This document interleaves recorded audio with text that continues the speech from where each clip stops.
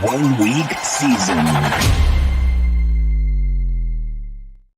OWS fam, the nation, my dudes and dudettes. We are back on Searching for Ceiling, presented by 1 Week Season and Sharp Football Analysis. Before we bring in the great Rich Hribar, let me lead this off with a stat. We are now seeing a touchdown on offensive drives at the lowest rate since 2017.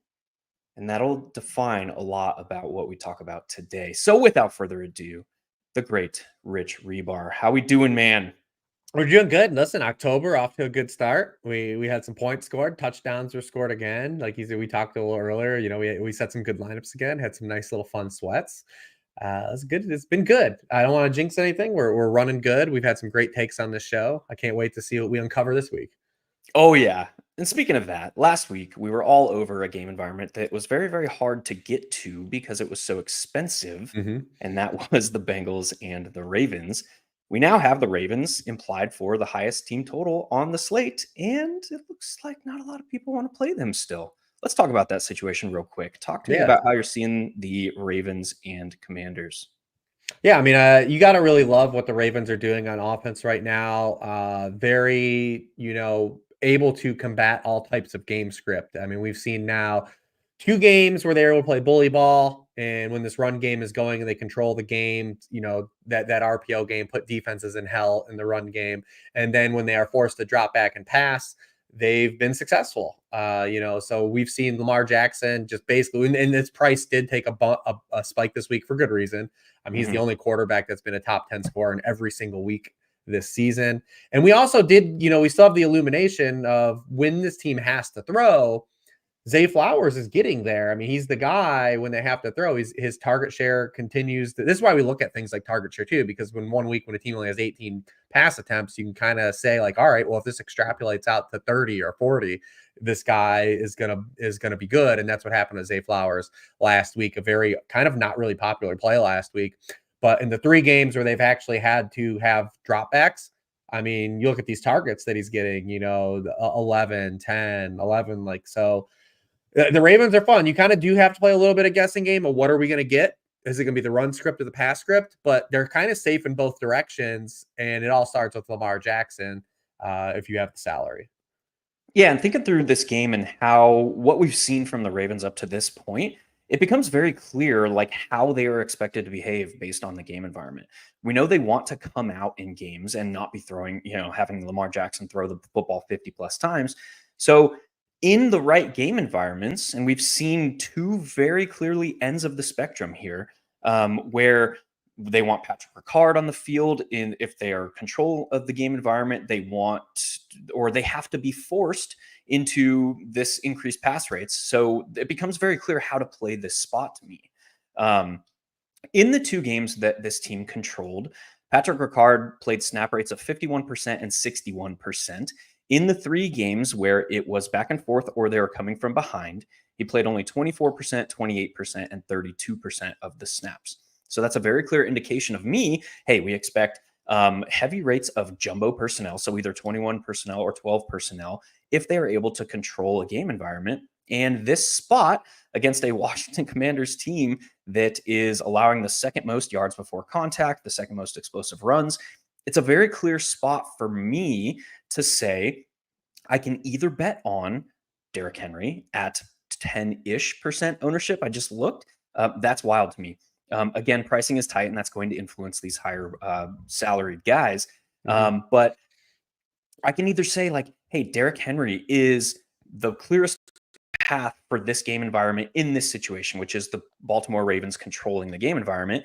And then you can play around with the other pieces like, hey, this is still an offense that is scoring touchdowns and kicking field goals at an extreme rate, as in the Commanders. Over their after week 1, the previous 3 games, 22 offensive drives, 10 touchdowns, 10 field goals, 1 punt, and 1 interception. They added 1 more interception last week. They punted 3 more times, but they still scored a bunch of touchdowns, and they still scored they kicked a few field goals. So what if the Commanders come out and they are able to push the Ravens? Well, now we can get into this like it's very clear how to play that as well. We can go Terry McLaurin as the player that is likeliest to get us there, and then we can bring it back with some of these Baltimore pass game pieces. So this is a very, very interesting game to me, where it just doesn't look like the field is overly excited, at least in the directional bets that we can make from this spot. Anything else to add there? No, I mean, I think it just always comes down to, like we talked about last week, is, gamers just don't get comfortable around some of the pieces when guys are this expensive, right? And if you want to play Lamar and Derrick Henry together, obviously that's going to eat a chunk of your salary. Because we talked about the Lamar, Henry plus Chase stack last week, and it ended up being kind of like, if you couldn't get either quarterback wrong, but like T. Higgins was kind of the piece that you needed, or Zay Flowers, to kind of like really kind of jumpstart like those stacks. It's pretty clear this week. I mean, if you're going to bet on Derrick Henry's archetype, right? And we know Derrick Henry, if you're ever going to pay for him, he's a guy that you need to hit the bonus, and he needs to have multiple touchdowns because he just doesn't catch enough passes. Yeah. But as a 7-point home favorite against the terrible run defense, like, this would be an objective spot to say, yes, like those things are here. And if you're going to go the Derrick Henry route, like, you very easily have a clear bring back with Terry McLaurin in this spot, who is getting all these team targets, especially because we haven't seen the Commanders like have like a super high drop back game yet. And we could potentially get that here if Brian Robinson doesn't play and this Ravens run defense is as good as it's been. I do think the Commanders are maybe a scheme that can have success even in tougher matchups against the run. But we know if they do have to get pushed and we do get a Jaden Daniels 35 to 45 drop back game, we've got a guy that's top 10 in target share. He leads the NFL in share of air yards. He is facing a defense that has been absolutely getting crushed by outside wide receivers so far to start the season in the Baltimore Ravens. So it's just very clear correlated guys to pair up is Terry McLaurin and Derrick Henry. 100%. I love that shout. I'll also add for Terry McLaurin, he also is tied with Rashid Shaheed in deep passes. So that is with 11 through 5 games. So more than 2 a game, that's pretty solid. And that was including the one he saw in week 1. So after week 1, this team has opened it up a little bit more downfield. And if they're forced to do so at a higher rate against a clear pass funnel defense, I mean, the Ravens are number 1 in rush yards allowed, number 1 in yards per carry allowed. They're top 2 in most run metrics. So this spot, yeah, it's very clear how to attack the likeliest scenario of this game environment, and the field just kind of doesn't seem to be fully diving in there. If Brian Robinson doesn't play, any Austin Eckler thoughts, just in general, like, is there anything here? Yeah, I don't think so, just because the Commanders have shown a propensity to be comfortable with Jeremy McNichols. So I don't think that Eckler, I mean, even after Brian Robinson left, just after halftime or just before halftime, He didn't play in the second half last week. Yeah. So we saw McNichols come in and we saw Austin Eckler's role kind of unchanged. Like, does that change with a week of practice leading up to it? I don't know. It can, but it's very clear to me, Austin Eckler in this point of his career arc, they don't really want him to be like, see all these touches. They kind of want that efficiency lightning type player. So I would expect it to be a timeshare. I would expect Jeremy McNichols to be involved. As for, we opened this with scoring is down, and we have this slate with a bunch of teams with high game totals. We talked about the Ravens and their slate leading 29-point Vegas implied team total. We also have the Eagles at 26 points, the Packers at 26.25. We've got the Lions at 27.5 in the expected top game environment of the week against the Cowboys, who are also implied for 24.5. We have the Falcons at 26.5. So we have teams that are expected to score some points this week. We don't necessarily have the same like game environment type bets that we can make compared to last season, but we still have teams expected to score some points. So I'll throw it over to you. Which of those spots are you looking for to single out on this week, where in this season where scoring is down? I love the Eagles spot for sure. Coming off a bye, healthy, Lane Johnson coming back at home, AJ Brown coming back, Devontae Smith coming back against this Browns team that is just, the vibes couldn't be more worse for an NFL team than what's going on right now with the Cleveland Browns. And it looks like Denzel Ward may not play in this game. And if we're going to get no Denzel Ward, AJ Brown coming back against Jim Schwartz. Against Single Aggressive. High. And man, yes. Oh, baby. I mean, since joining the Eagles, AJ Brown has been targeted on 38% of his routes against man coverage, just a 22% rate against zone to see those splits. And over that period, only Justin Jefferson and CeeDee Lamb have more yards per out run against man coverage than AJ Brown. Yeah, AJ Brown is definitely, he was on my short list of guys this week to kind of like circle in on. I do think Saquon, it becomes another good leverage play too, because like it seems like nobody's interested in Saquon Barkley. Yes. Maybe that's just the price thing, but I mean, we've seen the Browns are giving up explosives. They're giving it in the pass game and run game, like they're giving up explosives. It's still a defense that is on a down to down basis. Like they've been relatively good, but the explosive plays are way up for this defense compared to a year ago. They are giving up, I had a note on it here. They're giving up 4.4 plays per game of 20 or more yards. That's 29th in the NFL. They were 11th in that department last year. So when they are giving up plays, they are giving up those big plays because they play an aggressive defense in the run fits and the man coverage stuff on defense. So Saquon Barkley has already been a guy that's giving us like splash play runs at a higher rate than we haven't seen since his second year in the NFL.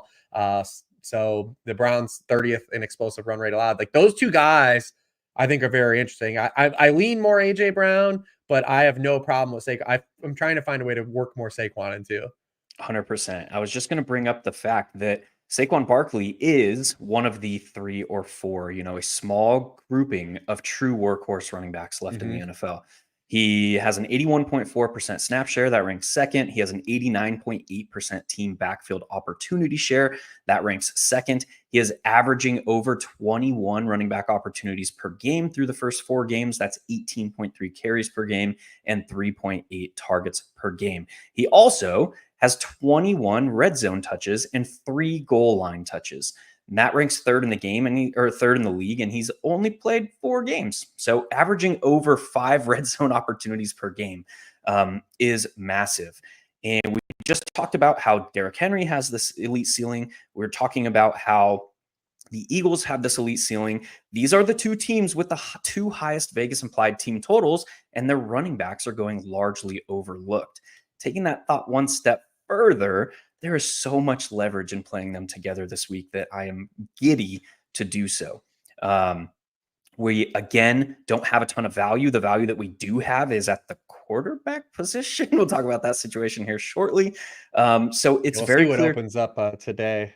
Yeah, there's a lot of injury news that could open up. You mentioned Brian Robinson. We have a lot of injury stuff going on. But yeah, playing these guys together is very, very interesting to me. Anything you like or singling out from the Cleveland side of that spot? No, there's no vibe. Okay. There's nothing. Zero vibes. Zero vibe. I mean, I've tried to do the Amari Cooper thing again because the value has been there, but I mean, the quality of targets just continue to not be there. He's going to run into some games that are useful. Maybe it's on a different team, when we, get there. But I've tried a couple times to like work him into my tournament exposure, and it hasn't worked out. So Amari Cooper, obviously, he's seeing all these downfield looks. He ranks top 12 in ADA. He ranks top 12 in team air yard share. So the upside is very clearly there, but he has one of the widest weekly range of outcomes in the league, particularly tied to Deshaun Watson. I mean, oh my God, watching the tape of the Cleveland game last week, he was there so many times, and that's just a recurring theme. And Watson has just been unable to get him the football. What is interesting also from that spot is Watson is one of the most pressure-sensitive quarterbacks in the league, and this Eagles team has been generating pressure at a below-average clip this season. So there is at least a silver lining there. There is a clearer path, I think, for Amari Cooper this week as compared to some other spots. You look at like how Deshaun Watson has looked, like the only good game where he like looked like a competent NFL quarterback was when this team played, who did they play 2 weeks ago? The Raiders. Yeah. When they played the Raiders, you look at Dallas above average in pressure rate, Jacksonville above average pressure rate, even the Giants and the Commanders are above average in pressure rate. So there is a little bit of silver lining there where I do have some Amari interest, and I like playing him with either Saquon or AJ Brown. I think you can do both of those things. Anything else to add from this game environment? Nah, yeah, he'd be the only dude that you can any of the only Brown you can entertain.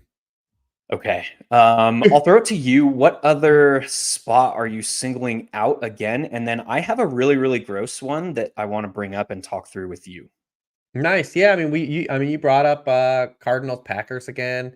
That's another game that looks relatively interesting. I still think it's another really good spot for Josh Jacobs.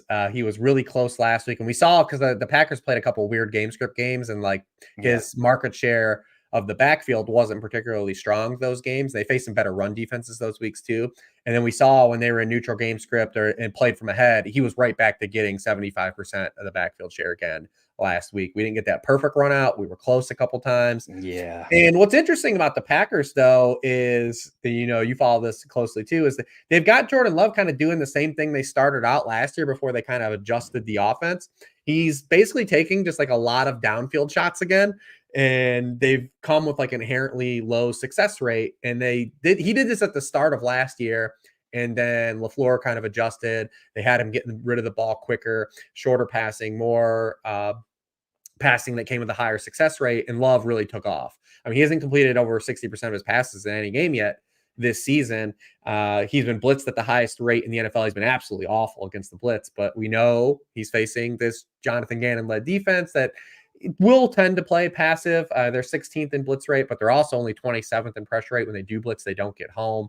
And when they haven't pressured the opposing passer, they are in like the bottom third of the league in every single efficiency metric. So it's going to be curious to see if they rein him in. One of the reasons I wasn't super into Jordan Love last week, though, was the Rams don't face a lot of pass attempts per game. And that also is the same here with the Cardinals because their run defense is so bad. And that's kind of where it's tough to get kind of glom on. I think you can get to Jaden Reed relatively easily if you want to, but I kind of still go back and say Josh Jacobs looks really good still again. Yeah.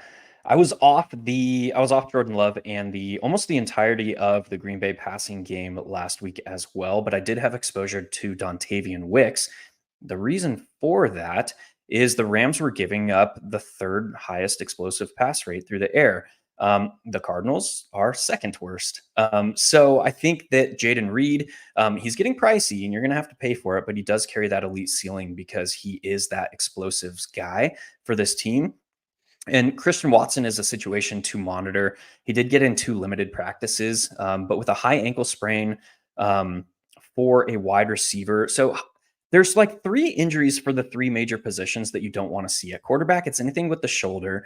For wide receiver, it's hamstring. And for running back, it's ankle. Those are the ones that you really, really don't want to see. So there is a possibility with a wide receiver with a high ankle sprain. Take that bad boy up that Christian Watson does play here after 1 missed game. I would expect that he misses, which would bring Dontavian Wicks, who is kind of playing in this Christian Watson role in this offense. We just talked about the Cardinals are giving up explosives downfield. Dontavian Wicks has kind of entered that role for this offense. So that is at least interesting. And he was there last week. It just, I mean, everything you wanted to play Dontavian Wicks for last week happened. It just, the results didn't happen. You know, he had the 1 drop. He had a few inaccurate targets where he was open, but led the team in targets. Like the opportunity was still there for the reasons that we played him. You just didn't get the results. Sometimes it happens, man. And those were all the reasons why I was on Brandon Ayuk last week when everyone wanted to play Jordan Mason, when everyone wanted to play Deebo Samuel. And then, God, dude, so close. The leverage. Oh, my God. Last week was awesome with the leverage. The pairing of Brandon Ayuk with Josh Jacobs carried so much leverage last week. It just didn't fully get there, man. But that's back-to-back weeks now with a milli sweat for myself. So let's freaking get home, man. All right, let's move over to this really, really gross spot that I want to talk about. But that's the Colts and the Titans. The Colts and the Titans currently, oh God, now I got to get back to it. Sorry. Their game total sits at 43. So not terrible, not great, but this is kind of the norm. Like the 43-point game total is the new 47-point game total in the league. And that's used to be that range where we didn't really know, we'll just say that was the range of the wide range of outcomes. when Vegas was unsure, when the betting market was unsure, it kind of, these games, we saw them settle into the 47.5 to 49 point range. Now with scoring down, that's kind of like this 43 to 45 point range. So that tells me that this game has a wide range of outcomes. And on a week where we're value starved again, we're likely to see a lot of ownership on a bare minimum Spencer Rattler at quarterback as one of the ways to save some salary to jam some of these plays in that we're talking about. And we're likely to see a ton of ownership on one Tony Pollard. Tony Pollard at 6K, we've seen him hit 20 plus running back opportunities. The game environment has to be exactly right for that to happen because of the presence of Tajay Spears. But what if we have a Titans team coming out of their bye? What if like Brian Callahan is trying to get this pass game going a little bit against a matchup where they really can do whatever they want? So all of those things, like Will Levis is priced at 4,800. We have Calvin Ridley priced at 5,700. We have coach speak coming out of the bye on Calvin Ridley saying we need to get this guy the ball in his hands more. It's very, very interesting, at least to me, to pair Will Levis with Calvin Ridley and then bring back stuff if this game environment truly takes off. We are not going to have Michael Pittman. We have Josh Downs, who has a toe injury, has not practiced this week. Keep an eye on that. But even just with Pittman out, we're likely to see Adonai Mitchell step into a semi-featured role here, and he is priced at only 3,900. So, like, if you pair up Will Levis, Adonai Mitchell, Calvin Ridley for a combined salary of under 15K, you can do whatever else you want on the rest of the roster. And those players have to average like 18 points per player to keep you on a 4x 200 point pace. Any thoughts on that disgusting spot that I'm weirdly interested in this week? Yeah, I mean, I like DeAndre Hopkins too in this matchup, just based on we've seen, like, even with him only being a part-time player before the bye and expected to come back and be a full-time player, that he leads the team, in target rate against cover three, he leads the team in yards per out run against cover three. And we saw this was the case at Will Levis last year, that when he faced cover three, which Gus Bradley, again, we do this every week, he just peppered DeAndre Hopkins with targets against those single high looks. He had games of 8 for 140. That was with Tannehill, and then 5 for 75 and a touchdown with Will Levis. So I think he's even in play too in that lower price range. I think you can get the doubles. Tony Pollard is a guy I'm largely just not interested in playing. You kind of brought up, like, everything has to go right for him to get the touches. He also has conceded more of a market share to Tajay Spears since Brian Callahan has come out and said that they want to get Tajay Spears the football more. So I'm a little bit more nervous in that. I feel like it's, like a lot, like, because the last couple of weeks, like, Najee Harris been popping in optimals, and I'm just like, I'm not doing again this week. You know what? I'm not doing that. That's kind of how I feel about Tony Pollard. Like, if Tony Pollard beats me, it's going to be because he needed like a ton of touches and got into the box. I feel like he's not going to get like 30 though, and I'm going to be like, I wish I would have. I feel like I'm going to have that much regret if he gets there. But I don't think he's going to shadow realm me, is basically how I feel. Like 100%. He has that path to like 20 plus running back opportunities, but he has zero chance to see like 27, 28, which would really, really bury you at that price. I'm with you there. I'm fine with the cheap passes, the cheap passing game pieces here on the Titan side. I've been chasing this Colts defense the last couple weeks. I was heavy involved with Trevor Lawrence and Brian Thomas Jr. last week. 2 weeks ago, it was Justin Fields and Pickens and Freiermuth. So I have no problem to just keep beating this drum until we come up empty. What do you make of a specific question for you? What do you make of, excuse me, Calvin Ridley being top 10 against cover three last season, obviously with the Jaguars, but now coming over to the Titans where he's kind of being overshadowed a little bit by DeAndre Hopkins against cover three. Do you think that's something that changes after the bye? Do you think that's predictive of what to expect moving forward? Yeah, I mean, I think it definitely could be nebulous. I mean, we've seen he moves around the formation. The problem with Calvin Ridley right now, as it stands, his usage through the 4 games that they played, is he's just not getting enough fantasy smoothing types of targets. 37% of his targets have been on throws 20 or more yards downfield. That's third among all wide receivers with 100 routes. 32% of his targets are go routes. That's third on the same list. So as a byproduct, paired with Will Levis, 22% of his targets have been inaccurate. That's the ninth highest amongst that same group of 76 wide receivers. So we just haven't had the enough smoothing targets, the floor-based targets, right? Because you do need that combination to absolutely smash. Like you need the double dip, because you catch a bomb, but we also want you to catch 8 passes still. It was like the Jamar Chase game last week. Jamar Chase did have the long touchdown, but he also just stacked a bunch of other stuff. That's how you get to those 30 to 40 burgers, as a receiver. So we just need to see them come out, adjust the offense. Well, and they're coming out of a bye. You hope that they worked on some of this stuff, got him some creative usage. So I have no problem just saying it could be Calvin Ridley too. It could be doubles. I don't know. But I'm probably going to mix in both of those guys for sure.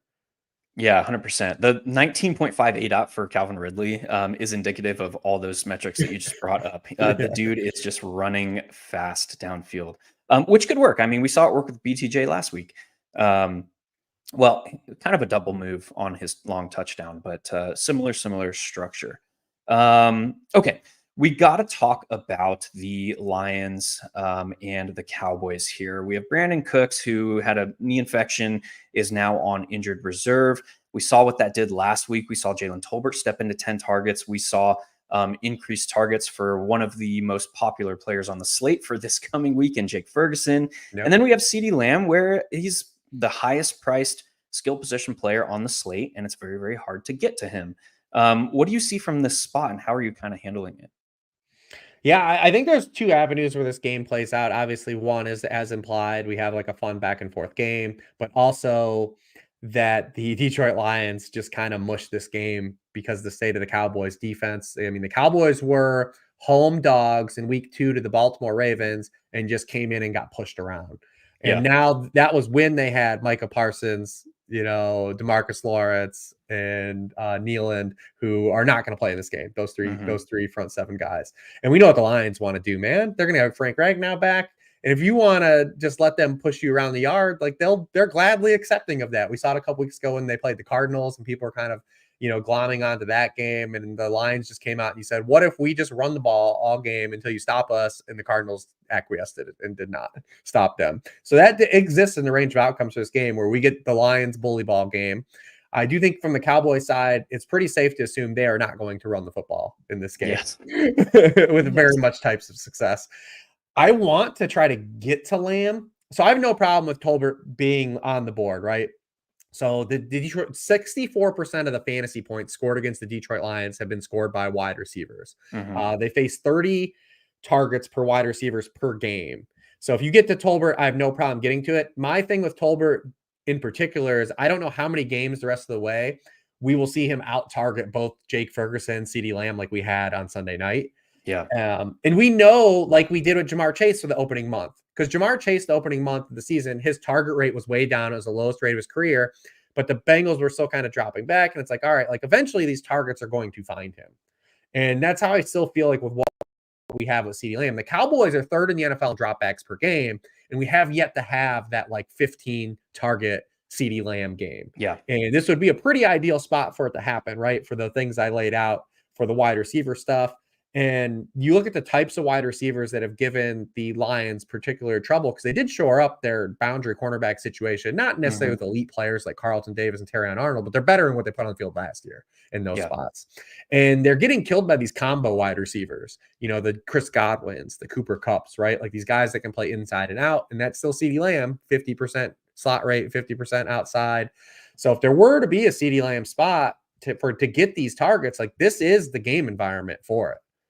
100%. And we look at historical tendencies of the Cowboys. I mean, they led the league in points per game at home in 2023. Then they woke up to getting smoked by the Saints and getting smoked by the Ravens. But still, in those 2 home games, Dak Prescott threw 293 yards in week 2, and then 379 yards with 2 scores and a rushing score in week 3. So we talk about situations where you had to have exposure to it or you weren't winning anything. I mean, CeeDee Lamb plus Dak Prescott is a very, very clear spot. I don't think you need a bring back just because we have a split backfield with Detroit. We have no less than 6 skill position players that can do damage on a given week. So it's very, very hard for me to say like there are clear spots for volume to flow. I mean, the clear spot for volume to flow for the Lions is the backfield, but it's split and it's very, it would take a lot to go wrong, we'll say it that way, to bury you by either Jahmyr Gibbs or Dave Montgomery. So I You really, almost need really one of like, those guys to like basically get hurt the first drive. yeah, exactly. Because I mean, most of the games that we're going to see this season, those guys are going to be capped in the 21 to 22 opportunity range just because both of them are there. And that's already 40 combined running back opportunities for a team. And that's massive. So, yeah, I think CeeDee Lamb is very, very interesting to me. I'm working through ways to play like Barkley plus Henry plus Lamb and just saying like, these are the 3 guys that have the clearest opportunity to bury you on the slate. And I kind of want exposure to all of them together. It's very difficult to do. It's probably going to require the vomit-inducing like Will Levis, Calvin Ridley, Adonai Mitchell stuff. But I'm playing around with that right now. But yeah, those are the 3 players that are very clearly like we should probably be accounting for these guys in some form or fashion this week. Anything else to add from that game on either side? No, that pretty much, kind of covers it. I mean, the Lions are a team that if they don't have a lot of dropbacks, it's just hard to, like you said, get the wealth spread because Amon-Ra occupies a significant target share. I want to try there's a definitely a squint to see it spot for Laporta here, but you you could get 6 targets, man. Like it's just it makes it so tough. I can definitely see the path if this game is more back and forth and get more passing volume. I am genuinely concerned though that the Lions are just going to be able to run the football in this game.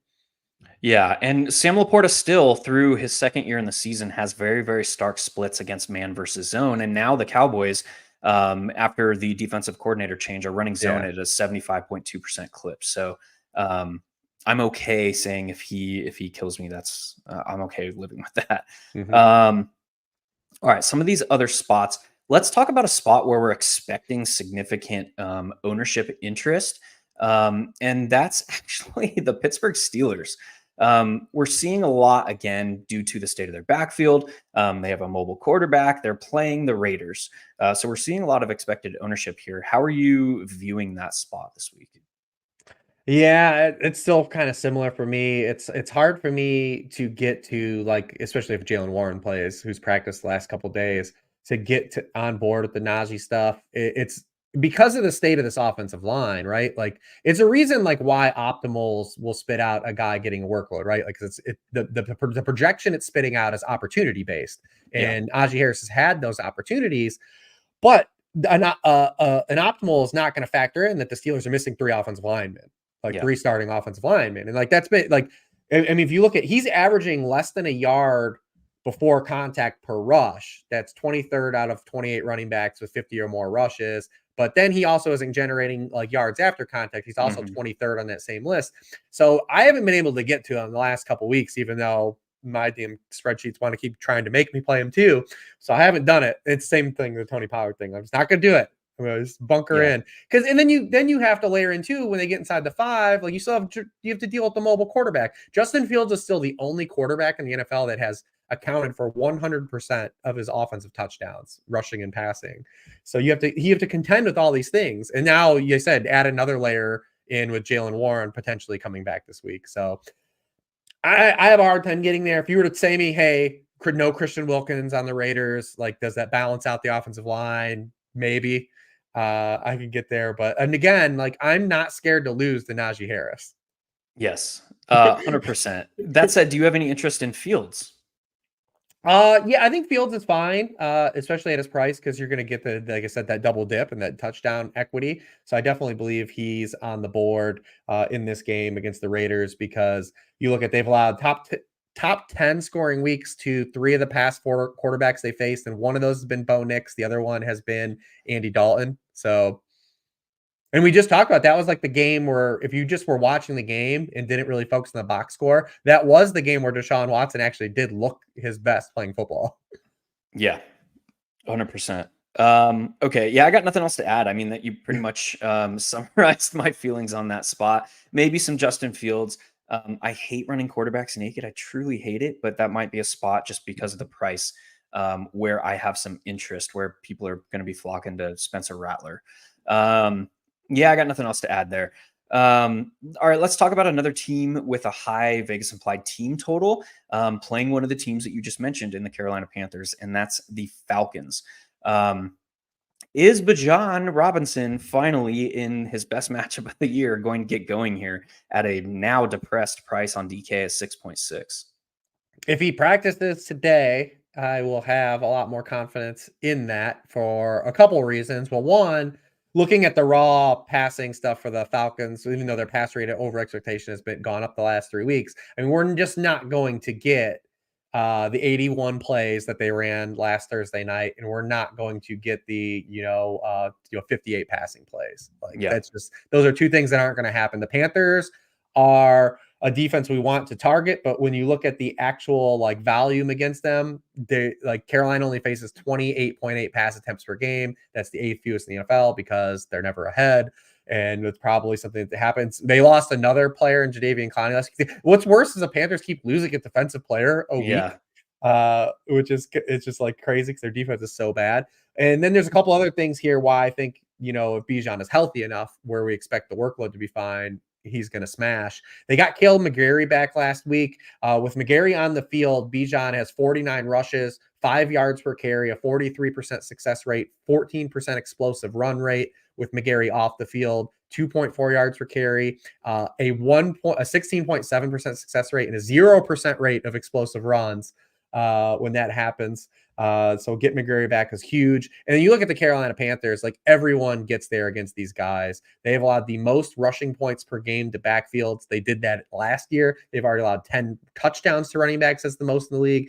They have allowed a top 6 scoring running back in every week to every team except for the Raiders. So this would be an objectively strong spot if we know he is healthy. And then if somehow they were just like, you know what, hell, we're going to rest him, because we saw this with Nico Collins, right? People forget Nico Collins was on the injury report 2 weeks ago with a hamstring injury. Yeah. Made it through that game at 140 yards, smashed, then re-aggravates it, last week, and now he's on IR. Is this something that could linger? Is this something behind the scenes like that is an issue for Bijan Robinson where they don't play him? And if they don't, Tyler Algier will be the most popular player on the slate. Yes, 100%. It's also worth noting that Ejiro Evero, the defensive coordinator of the Panthers, is playing a ton of cover 3 just almost out of necessity because they don't have the defensive personnel. He's had to kind of and cover 3 behind the scenes, like schematically, cover 3 is kind of the best marriage of like against the run versus against the pass because it allows you to clog holes with your linebackers. Typically, though, against cover 3, it's man gap carries that carry the highest upside.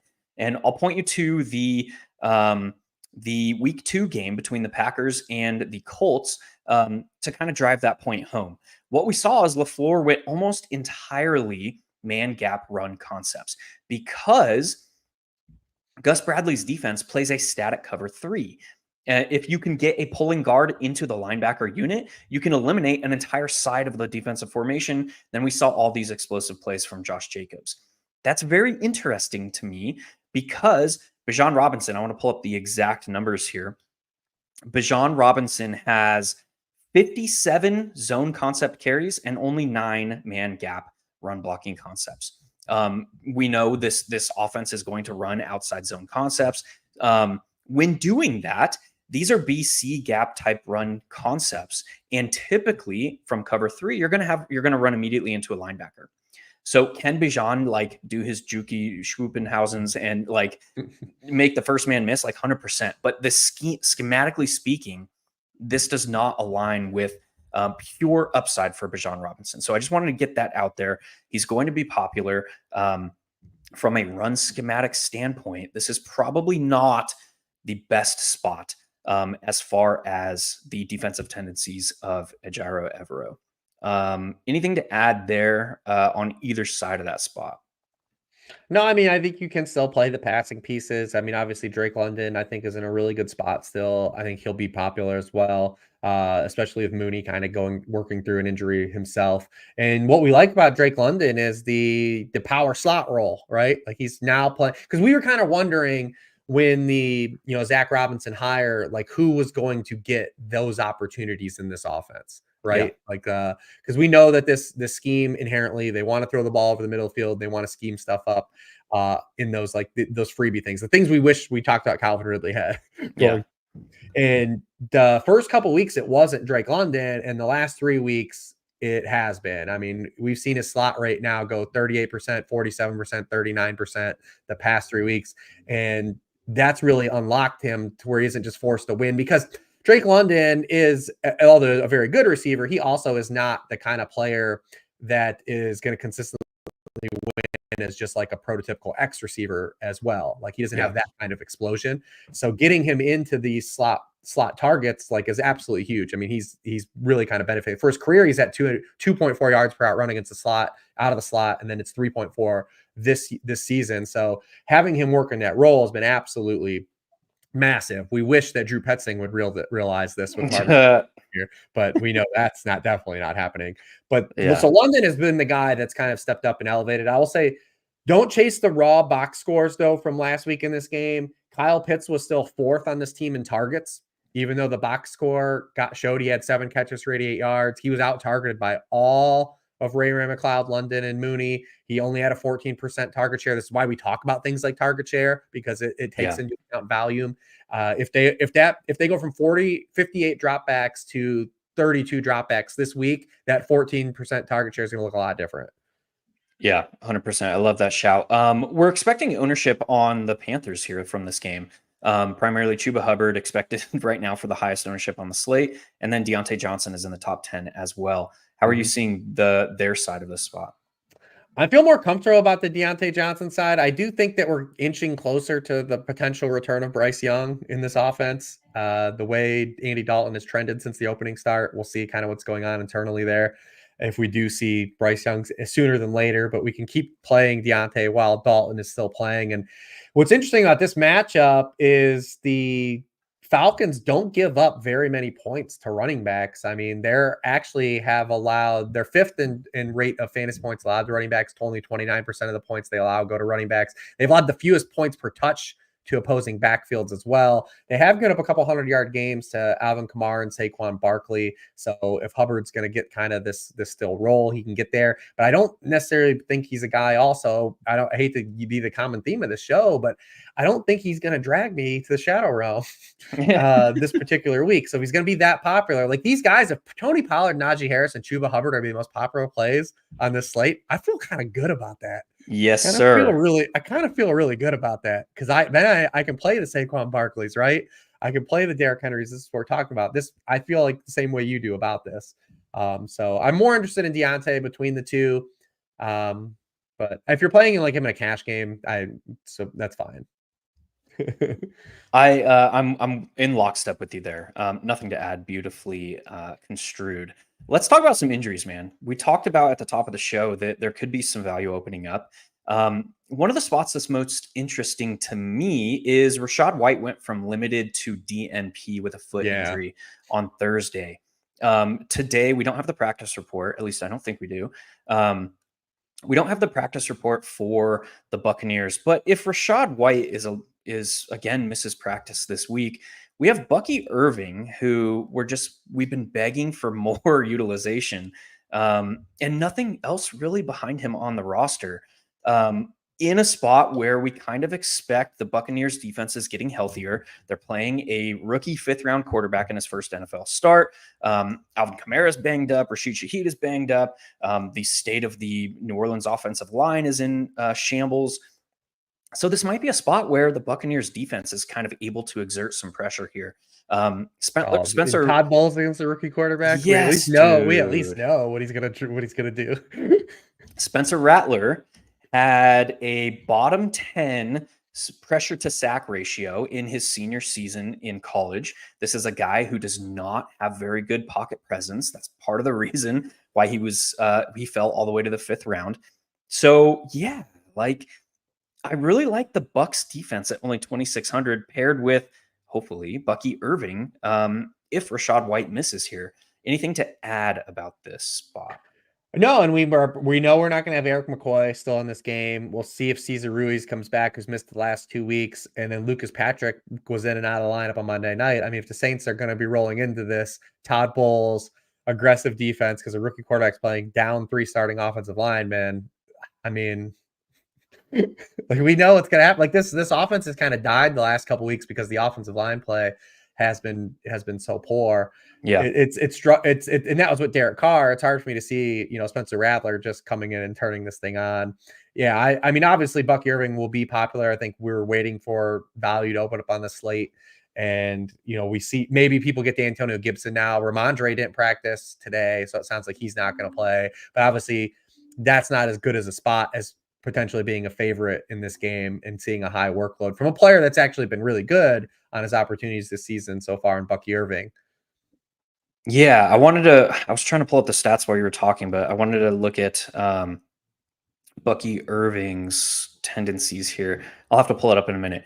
Yeah, I got nothing else to add there. And we've seen the Saints defense get a little leaky over the past couple weeks too as well. I mean, the ghost of Kareem Hunt touched them up on Monday night, and the ghost of Juju Smith-Schuster. If you're looking to get on that Godwin to get the bump because of the Lattimore Evans rivalry, which we get. The NFL has very few rivalries left, but that's one that you never know if those dudes are going to make it through the game. Yeah, so I found the stats I want to talk about. Bucky Irving, 5.6 yards per carry. He is averaging 3.68 yards after contact per attempt, and he's forced 12 missed tackles on 44 carries. Rachaad White, 51 carries, 11 forced missed tackles. So this is a very interesting spot. And what is also interesting to me, based on the usage for Rachaad White and Bucky Irving, Rachaad White is seeing a higher rate of zone concept run blocking ahead of him, 32 zone carries versus 18 man gap. It's the exact opposite for Bucky Irving. They are trying to generate, because this is their explosive back, they're trying to generate these simple, they're not giving him like difficult reads. They're trying to just get him man blocking. He has 28 man gap carries versus 13 against zone. So that is a very clear indicator to me that they're just trying to get this guy into the second level and give him the opportunity for explosives. So there could be something there against a Saints defense that is a little bit more difficult of a nut to crack as far as like against man and zone. So I like that play. I really, really hope we get it this week because I'll be all over it. And I think it opens. Knowing that, let's say Rachaad White has a limited practice today and he plays, I mean, does it make it Bucky Irving inherently a better play than if Rachaad White was out? I think it can. But what you're going to need, I think it can. One, because there's not a lot of value on the slate. Two, because this is a late game. So we might not get news. Oh, wait. No, it's not. It's not a late game. Disregard that. But we saw this like a couple weeks ago with the Chase Brown Panthers game. Yeah. Like, and like, what if Rachaad White just he's limited, he suits up, but then does this thing where he just plays like 25% of snaps? Yeah. Because if he's out, if Rachaad White gets ruled out, everyone's getting here. Yeah. So we almost don't want him to. Particularly on this slate. Yeah. Because I mean, you like I said, people are excited to play Najee Harris and Tony Pollard. They're going to definitely be excited to play Bucky Irving. Yeah, and they're probably going to get excited to play Antonio Gibson. Yeah. So Bucky Irving is very clearly the top of the value running backs on the slate. It's very interesting. I might toy around with some rosters with him and how they look, even if Rachaad White does play. Yeah, that's an interesting shout there. I like that. Well, especially because if you're doing your thing here, I just kind of want to run a janky lineup here where let me pull it up. I'm gonna lock in. So here's the thing: we built this lineup where we played Saquon, Derrick Henry, and Bucky Irving and CeeDee Lamb. You can do some things. You can make some things happen. It is feasible. It is feasible. Let's see. Let's jam in everybody. Yeah, you would need some value. Yeah, I mean, because Bucks defense is elsewhere, priced but down. You get your clear correlated yeah, I really combo. like the Bucks defense regardless. So And then you're playing Levis and a guy. Maybe that guy, Ridley's more, but like you're playing Levis and one of those dudes. Oh yeah, and then is there. It's possible. because if you put in say Hopkins, what do you have left for a tight end? Enough. Enough. So it's workable. Oh man, just built itself. There you go. Play that. Beautiful. Yeah, go play that in the Millie. Let's see what happens. Let's see if we can get a show bank. That'd be funny. Okay. There's a question here. What do we do when the Bucks defense comes in as the chalkiest defense? I'm of the opinion that the field is getting much better at picking good defenses. We are moving away as an industry from just saying like, oh, this team is expected to score a few amount of points. Let's play them. Like we can't just always target like the New England Patriots with our defense. Why? Because we need the dropbacks. We need the situations for those. We need the turnovers. We need the sacks. We need the dropbacks, the disruptive plays that lead to fantasy points. With this Buccaneers defense, like comparatively, I was fine playing the Broncos last week, and I did.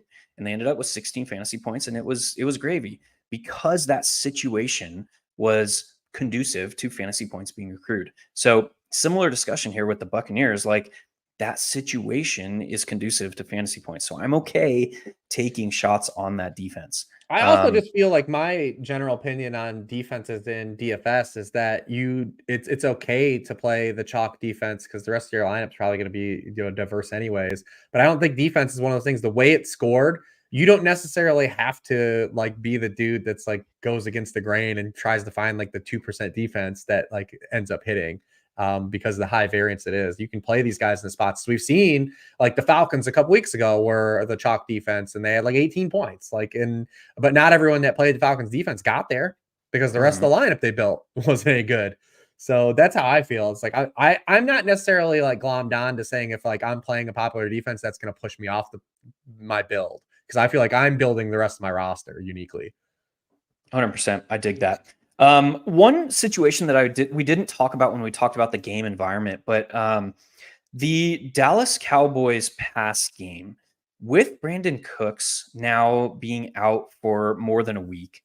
Do you think we see more 21 or 12 personnel? Do you think Luke Schoonmaker gets on the field more here?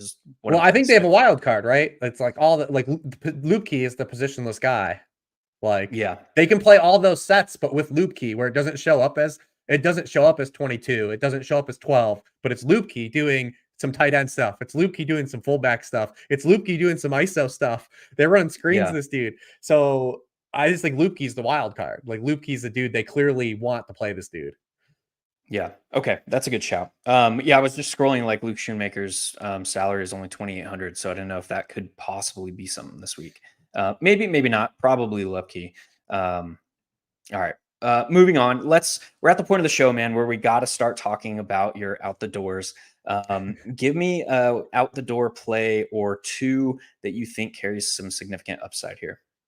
I kind of mentioned Hopkins and Ridley. Like we kind of got to those guys. Those are the two that like I was kind of looking at. Like absolute gross ones. I'd like that's as gross as I've kind of got. On this particular slate, I feel kind of really goodly about the other guy or good about the other guys. It's weird because like I feel like it's a slate where you can play good players that just aren't going to be popular. Yeah. That's kind of how I look at it. Like we talked about Saquon, AJ Brown, CD Lamb. Like these are all guys like I feel really strongly about that just don't look to be that popular. Yeah, 100%. We mentioned Dontavian Wicks as a guy that is at ownership last week. Probably not going to see a ton of ownership this week, but he carries like when we're talking about these hidden upside plays, we need them to have 25, 30 fantasy point upside. And Dontavian Wicks definitely does. It's a little bit thinner of a path for him to get there as compared to last week, but that upside is still there. So I like him at only 5,200. We mentioned Jalen Tolbert at 5K. Talked about him a little bit. 80 Once you start, Mitchell. what about Trey Tucker? We have Yeah, we kind of skipped over him. Yeah. We have to yeah, see but if Myers practices today too, because he did not practice Wednesday or Thursday. yeah, and Devontae Adams is highly unlikely to play No, he's not playing. for the Raiders ever again, maybe. Yeah, and Jacoby Myers has not played at all. Is Do you this like you? it? Trey Tucker, 90% of the routes the past 3 games without Adams, 20% target share over that span. And it's basically him and Brock Bowers. Like those are the guys. Those are the guys that are going to get targeted, especially if this is me saying Myers being out, but it's still a Yeah, thin target tree, even if Myers plays in a game where it's also hard to see them having success running the football in this game. yeah. So another Does that high bring in number. DJ Turner at all for you as like a mega char or mega value? He hasn't really shown like much. Like Trey Tucker's a Yeah, guy, like as a prospect, I was pretty interested in and like where he landed. So, and he's done nothing but like kind of reinforce when he's gotten an opportunity. I'm like, yeah, this is why I like that guy. yeah, Yeah, so I have some kind of confirmation bias going with Trey Tucker. So yeah. would love to see a game where I can get a 25% plus target share for him and higher. Oh yeah, 100%. And I mean, like Pitt is going to play some man coverage as well, and Trey Tucker has some pretty significant splits, man versus zone, Yep. better against man. So, and with his archetype and with his proto or like who he is as a player, I think that makes sense that he has these stark splits, man versus zone. He's the speed guy. They're giving him carries. They're looking for ways to get him involved in the offense. And at 4,200, he does have upside to like a 3 catches for 100 yards in a score type game, which gets you in that range of GPP worthiness. That's my final shout. Do you have any other out the doors, man? No, I think we pretty much covered. I think we're aligned again, and this is probably why we're either great at doing this show because we're aligned, or bad because we just agree with each other. So that's like Yeah, right. Oh man. All right, y'all. This has been Searching for Ceiling. You can find us every week at noon Eastern on Friday. Head on over to 1 Week Season, get signed up for Inner Circle. That'll get you access to all the theoretical stuff that we talk about over there, as well as game breakdowns for all the games on the slate. And then head on over to sharpfootballanalysis.com. You can use code TAKE25. Sorry, I'm fumbling here. You can use code TAKE25 to get 25% off anything on their site, and that'll get you access to everything that Rich does over there. Until next time, y'all, we'll see you at the top of the leaderboards. 1 Week Season.